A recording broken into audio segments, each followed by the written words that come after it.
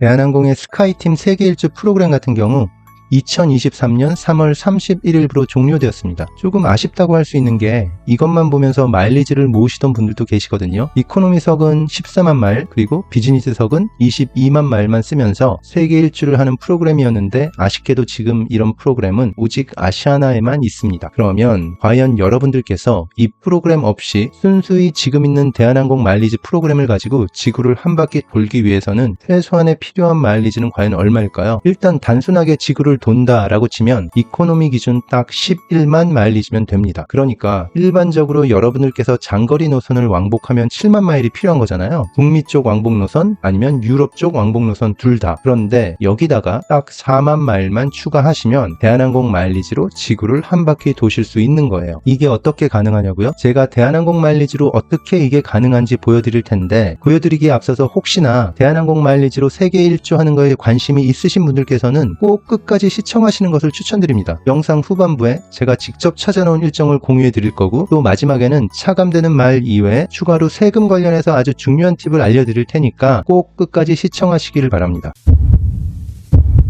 여러분께서 세계 일주를 생각하고 계시면요, 가장 먼저 정하셔야 될 게 인천에서 미국 또는 유럽 중에서 어느 방향으로 갈지를 정해야 되는 겁니다. 그 방향을 정한 후에는 미국이나 유럽으로 갈 때 항공권을 발권하는 거죠. 근데 이때 스카이팀 항공권은 사용하지 않을 겁니다. 대한항공 마일리지 항공권을 이용할 거예요. 아니, 꼭 대한항공을 이용하셔야만 됩니다. 대한항공 같은 경우는 스카이팀 항공권이나 제휴항공사의 항공권을 편도 발권이 불가능해요. 그래서 이 구간을 왕복으로 끊으면서 스카이팀 항공권을 이용할 경우에는 장거리 노선을 편도로 가면서 쓸데없이 마일리지를 8만 마일이나 써야 되기 때문에, 물론 이코노미 기준이고요, 꼭 대한항공 노선을 이용하시면서 편도 구간의 마일만 사용해야 마일리지를 과하게 쓰지 않으면서 지구를 한 바퀴 도실 수 있는 겁니다. 북미 또는 유럽으로 가는 편의 노선 같은 경우는 여러분들도 잘 아시겠지만 3만 5천 마일이 필요한 거고요. 자, 그러면 일단 북미로 가셨다면 북미 대륙을 충분히 여행하시다가, 또는 맨 처음에 유럽으로 가셨다면 유럽을 충분히 여행을 하시고요. 그 다음에 북미에서 유럽 또는 유럽에서 북미로 이동해야 되는데, 이런 생각을 하실 거예요. 그럼 여기서는 대한항공 노선이 없기 때문에 스카이팀 항공권을 왕복마일로 무조건 써야 되는 게 아닌가라고요. 맞습니다. 이때는 어쩔 수 없이 왕복마일을 쓰면서 편도 구간만 이용할 거예요. 단 이때 유럽 북미 구간을 왕복 이동하는 데 필요한 마일은 8만 마일이 아니라 5만 마일이에요. 무슨 얘기냐면, 다행히 버리는 마일은 이의 절반인 2만 5천 마일만 버리면 되는 겁니다. 물론 아깝기는 하지만 이건 어쩔 수 없는 겁니다. 그런데 저희가 여기서 항공편을 편도로 하나만 사용하지는 않을 거예요. 2번 이상 이용할 계획입니다. 그러니까 5만 마일로 항공편을 적게는 2번, 많게는 3번까지 이용하면서 북미에서 유럽 또는 유럽에서 북미 쪽으로 여행을 할 거예요. 물론 돌아오는 귀국 노선의 항공권은 버리면서. 참고로 여기서 귀국 노선이란 게 미국에서 출발하셨으면 미국으로 돌아오는, 또는 유럽에서 출발하셨으면 유럽으로 돌아오는 노선이 귀국 노선인 거죠. 자, 그러면 어떻게 귀국 노선을 버리면서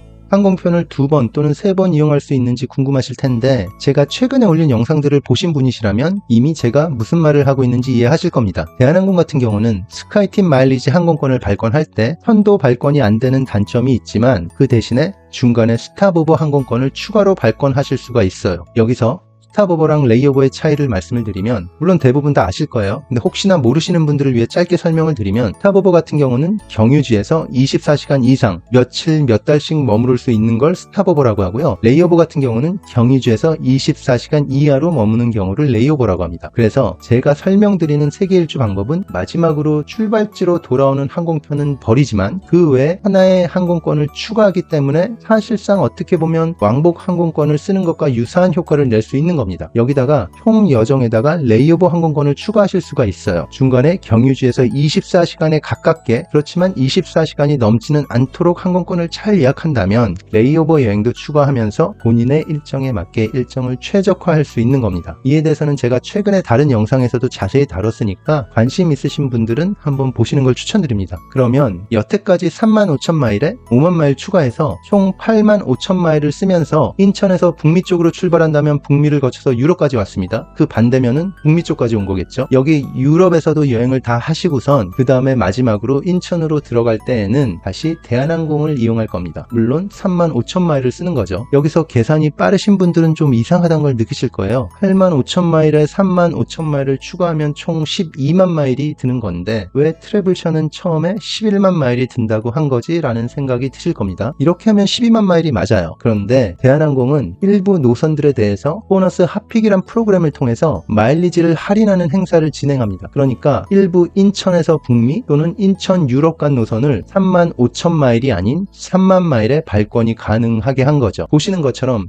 2024년 같은 경우는 북미 지역은 이코노미 기준 보스턴이랑 달라스 구간이 보너스 핫픽으로 설정이 돼서 구간이 할인이 되고요. 유럽 지역 같은 경우는 여러 지역이 가능합니다. 단 각 도시에 따라서 기간이 또 한정되어 있으니까 일정을 꼭 참고하신 다음에 맞추셔야지 되는 거예요. 만약에 여러분들이 처음에 가시고자 하는 목적지가 보너스 핫픽에 포함되지 않으셨으면 세계 일주는 11만 마일이 아닌 11만 5천 마일 또는 출발이랑 귀국 노선을 모두 보너스 핫픽으로 넣지 않으시면 10,000마일 더 쓰셔서 12만 마일이 든다는 것을 참고하셔야 되는 겁니다. 그래서 인천 출발, 인천 도착 구간을 보너스 핫픽 노선을 이용하신다면 3만 더하기 5만 더하기 3만 해서 총 11만 마일리지만 드리면 지구를 한 바퀴 도는 게 가능해지는 거예요. 이때 스탑오버로 여행하는 구간은 3번이고요. 레이오버 여행까지 추가한다면 항공편은 적게는 4번, 많게는 5번을 이용하는 겁니다. 물론 이게 예전 대한항공 세계 일주 프로그램에 비하면 아쉬운 건 맞아요. 지구를 한 바퀴 도는 세계 일주이긴 하지만 사실상 북미 지역이랑 유럽 지역 두 군데만 여행하는 거잖아요. 예전 대한항공 세계 일주 프로그램 같은 경우는 이코노미 기준 14만 마일리지를 쓰면서 스탑오버 여행은 최대 6회까지, 여기다가 레이오버를 추가로 3번 더해서 항공편은 최대 10회 이용할 수 있었거든요. 그렇다면 일단 우리가 14만 마일리지에서 3만 마일을 덜 쓴 거잖아요.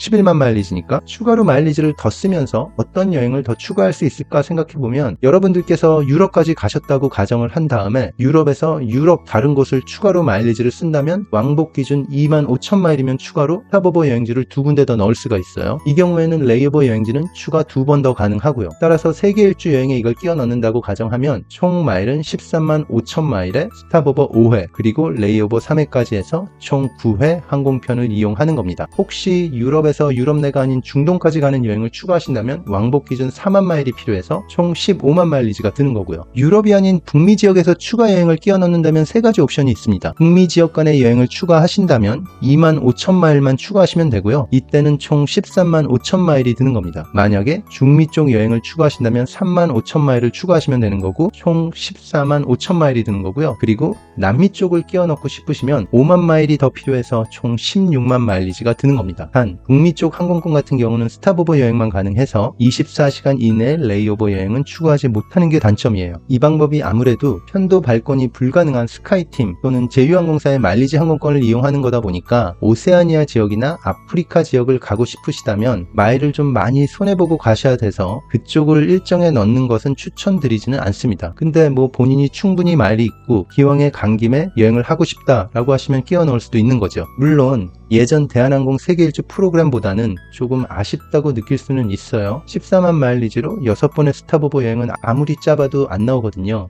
대신에 레이오버 여행까지 추가해서 비교한다면 그렇게 나쁜 조건은 아니다라는 생각이 듭니다. 제가 설명드린 방법을 통해서 세계 일주 여행을 하는 데는 아주 하나 큰 장점이 있어요. 예전에 있던 세계 일주 프로그램 같은 경우는 모든 노선을 한 번에 같은 날 같이 발권해야 됐습니다. 이게 왜 문제냐면 대한항공 같은 경우는 마일리지 좌석을 한 1년 정도 전에 오픈이 되는데 다른 항공사들은 그렇지 않은 항공사들도 많이 있거든요. 특히 제휴항공사에 공유되는 마일리지 항공편 같은 경우는 어떤 경우에는 좀 임박해서야 나오는 경우도 있어요. 그렇다 보니까 일정을 정하는 게 상당히 어려운 게 단점으로 지적되었습니다. 그래서 심지어 어떤 사람들은 세계 일주 프로그램은 내가 가고 싶은 곳을 가는 게 아니라 항공편이 있는 곳을 가는 거다라는 분들도 계셨어요. 그런데 이 방법을 이용할 경우에는 내가 굳이 모든 항공편을 처음에 한 번에 다 같이 예약하지 않아도 된다는 거죠. 어차피 적게는 3번의 예약으로 나누어지는 거고요. 많게는 4번 이상의 예약으로 나누어질 테니까 나중에 이용하는 항공편 같은 경우는 굳이 처음부터 확정하고 가지 않아도 된다는 장점이 있습니다. 일정 정하는 게 상당히 중요하기 때문에 이게 꽤 큰 장점이라고 볼 수 있는 거예요. 첫 번째 일정은 인천에서 유럽 쪽으로 가는 일정입니다. 먼저 보너스 핫픽에 있는 도시 체코의 프라하로 대한항공을 타고 들어가는 거죠. 그리고 유럽을 쫙 돌면서 여행한 다음에 유럽에서 미국 쪽 이동은 스페인의 마드리드에서 미국 플로리다의 마이애미로 떠나는 겁니다. 플로리다까지 간 김에 마이애미만 있지 말고 올랜도까지 가서 디즈니월드도 보시고 또 유니버설 스튜디오도 꼭 들리시길 바래요. 그리고 다시 마이애미에서 뉴욕으로 갈 겁니다. 그리고 이 노선의 마지막 항공편의 경우 뉴욕에서 마드리드로 가는 항공편을 예약을 했지만 우리는 이용하지는 않을 거예요. 여태까지 총 마일은 3만 마일에 5만 마일 더해서 8만 마일이 들었고요. 이제 마지막 항공편은 뉴욕에서 3시간에서 4시간 정도 거리에 있는 보스턴으로 가서 보스턴도 다 관광을 하시고 그 다음에 인천으로 출발할 계획입니다. 이때도 마찬가지로 보스턴 인천 노선 같은 경우는 보너스 앞에 있는 도시거든요. 그래서 딱 3만 마일만 추가하면 인천으로 돌아올 수 있는 겁니다. 결국 총 여정에 들어간 마일은 딱 11만 마일이었고요. 세금은 88만 원 정도 들었습니다. 요즘 아무래도 원달러 환율이 좋지가 않아서 세금이 좀 많이 나가기는 한 편이죠. 두 번째 일정도 유럽 쪽 일정이고요. 이번에는 처음 도시를 암스테르담으로 출발하는 일정으로 짜봤어요. 물론 암스테르담도 보너스 핫픽에 선정된 곳이고요. 따라서 3만 마일만 차감됩니다. 단, 이 경우에는 KLM 항공이 암스테르담에서 인천 노선이 출항하거든요. 그래서 대한항공뿐만 아니라 스카이팀인 KLM 항공을 선택하셔도 똑같이 3만 마일만 차감됩니다. 그리고 네덜란드에서 벨기에 쪽으로 내려오시면서 관광을 하시고 또 영국까지 들어가셨다가 오셔도 되고요. 프랑스까지 여행을 다 하신 다음에 다음 스탑오버를 미국이 아닌 유럽에서 쓰는 일정으로 짜봤습니다. 프랑스에서 독일 프랑크푸르트로 들어갈 거고요. 독일 쪽까지 또 쭉 여행한 후에 그 다음에는 프랑크푸르트에서 뉴욕으로 들어갈 계획입니다. 마지막 항공편은 뉴욕에서 파리로 예약을 했지만 물론 이 항공편은 이용하지 않을 거예요. 그리고 그 다음에 보스턴에서 똑같이 인천으로 다시 들어갈 계획이고요. 이 여정의 마일은 아까와 똑같은 11만 마일이 들었는데 총 세금을 보니까 이번에는 138만 8,900원이나 들었습니다. 아까 처음에 유럽 일정보다는 50만원 정도 더 든 거죠. 이에 대해서는 제가 영상 후반부에 다시 설명을 드릴 테니까 꼭 끝까지 시청하시기를 추천드립니다. 이제 마지막으로 미국 쪽으로 먼저 들어가는 일정을 공유해 드릴게요. 미국으로 먼저 들어간 다음에 유럽으로 가는 일정입니다. 먼저 보스턴으로 가셔서 보스턴 관광을 다 하실 겁니다. 그리고 그 후에 뉴욕까지 개인 이동을 하셔서 뉴욕으로 가시고 동부 쪽을 다 관광을 하는 거죠. 이렇게 동부 쪽을 쫙 돈 다음에 바로 유럽으로 가지 않고 아예 서부 시애틀로 가서 시애틀을 관광할 거예요. 그리고 시애틀이랑 밴쿠버가 차로 한 2시간 정도밖에 걸리지 않은 거리니까 캐나다 밴쿠버까지 캐나다까지 주변을 다 관광을 할 겁니다. 그리고 다시 시애틀로 돌아와서 시애틀에서 암스테르담으로 가는 거죠. 이때 암스테르담은 하루 레이오버 관광을 할 겁니다. 여기서는 총 22시간 35분 레이오버를 할 거니까 하루 정도 관광을 하기에는 충분합니다. 그리고 하루 관광을 한 다음에 프랑스 파리로 들어가서 본격적으로 유럽을 관광할 거예요. 마지막 항공권은 파리에서 뉴욕으로 가는 항공권을 끊었지만 이거는 사용하지 않을 겁니다. 그리고 인천으로 들어오는 항공권 같은 경우는 보너스 핫픽 노선인 체코의 프라하에서 들어갈 계획이에요. 이 총 여정의 마일은 똑같이 11만 마일이고요. 세금은 145만 5,800원이나 들었습니다. 좀 전에 제가 보여드린 세계 일주 여행 일정 중에서 총 세금이 많게는 144만 원이 넘게 나왔잖아요. 이에 대해서 제가 두 가지 팁을 알려드릴게요. 이렇게 세금이 많이 나온 이유 중에 하나가 미국 그리고 유럽을 스카이팀 항공권을 이용하면서 이용할 때 대한항공에서 세금을 엄청 많이 부과해버리는 거예요. 이게 원래 항공사와는 절대 상관이 없습니다. 대한항공 자체에서 하는 짓이에요. 그래서 제가 대한항공을 싫어합니다. 유류 할증료라는 게 각 나라마다 제한을 두고 있는 나라들이 있거든요. 그리고 그와는 별개로 항공사에서 유류 할증료 제도를 택하지 않는 항공사들이 있고요. 그러니까 무슨 말이냐면 유류 할증료 제도를 택하는 항공사라도 그 항공사가 취향하는 나라에 따라서 유류 할증료에 제한을 두고 있으면 어느 정도 이상의 유류 할증료는 부과하지 못하게 법으로 되어 있는 겁니다. 또 그 외에도 공항세를 많이 받는 나라도 있고요.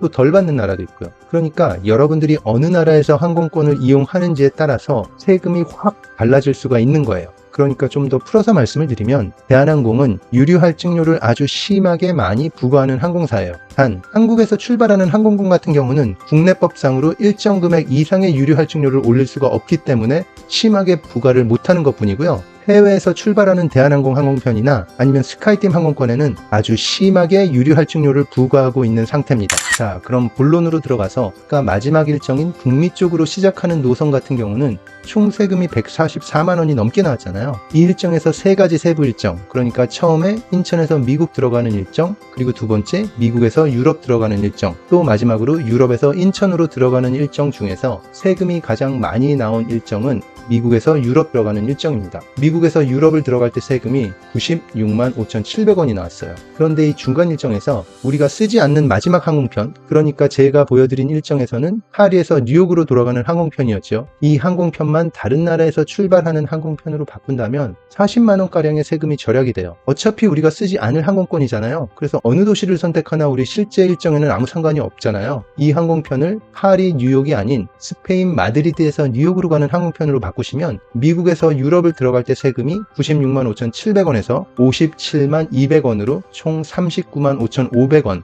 그러니까 40만원 정도 절약이 됩니다. 제가 유럽 여러 나라를 다 검색해 봤는데 스페인으로 설정하는 게 세금이 가장 적게 나왔어요. 따라서 여러분들께서도 이 부분을 꼭 고려하셔서 미국에서 유럽을 대한항공 마일리지로 들어가는 항공편을 예약하신다면 무조건 돌아오는 항공편을 스페인으로 설정하시기를 추천드립니다. 한 가지 더 말씀을 드리면 제가 보여드린 일정에서 맨 처음 일정, 그러니까 유럽 쪽으로 도는 일정에서 중간 일정, 유럽에서 미국 들어가는 노선들을 보시면 제가 그 중간 일정의 시작 그리고 끝을 스페인으로 설정하셨다는 것을 보셨을 거예요. 그런데 이때는 조금 전 설명드렸던 미국 쪽으로 돌면서 미국에서 유럽 들어갈 때 돌아오는 노선을 스페인으로 설정한 것보다 세금이 23만원 정도 더 저렴합니다. 그러니까 아예 처음에 유럽 쪽으로 돌면서 세계 일주 여행을 하는 코스로 정하시면 미국 쪽으로 돌면서 세계 일주를 하는 것보다 세금이 20만원가량 더 줄일 수 있다는 얘기입니다. 결국에는 유럽 쪽으로 출발을 하시고 또 스페인을 통해서 미국 들어가는 노선을 설정을 하시면 총 세금이 한 70만원가량 줄어든다는 얘기죠. 제가 하나하나 검색한 바로는 이렇게 유럽 쪽으로 시작을 하고 유럽에서 미국 들어갈 때는 스페인을 통해 가는 항공편이 세금 측면에선 가장 효과적이었거든요. 그런데 혹시나 여러분들께서 검색을 해보시다가 더 저렴한 노선을 찾으신다면 꼭 댓글에 남겨주시면 감사하겠습니다. 물론 대한항공이 아시아나항공보다 좋은 면도 있긴 하죠. 그런데 이런 대한항공의 말도 안 되는 세금 정책, 예를 들어서 스카이팀 항공권에도 유류 할증료를 자체적으로 최대로 부과시키는 이런 정책, 그리고 제휴항공사 항공권을 편도로 쓰지 못하게 하는 정책, 또 아시아나랑은 달리 가족 합산 마일리지는 제휴항공사 항공권에는 못 쓰게 해놓은 정책, 그런 것들이